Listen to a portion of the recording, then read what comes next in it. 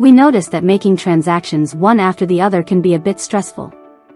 For example, imagine having to make a DSTV subscription, buy MTN airtime for a specific MTN number, and subscribe to Glow data for a different number. We have a solution to make this easier. The group transaction feature can help you handle multiple transactions at once. To use this, click on Group Transactions. Here is how the process works. Click on Create New Group. Then, select the transactions you want to group. Enter a group name and click on Create Group. Let us try it now.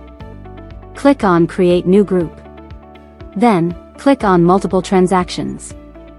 Please note that only successful transactions will be visible here. Enter a group name and click on Create Group.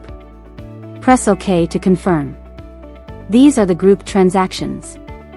You can see the group name here. Let me show you how to access this section, aside from using the Create Group approach, in case you are not creating a new group. Click on Group Transactions, then click on the All Group button. We are now back to the group transactions. Before making any transaction, including group transactions, please ensure that you have sufficient wallet balance.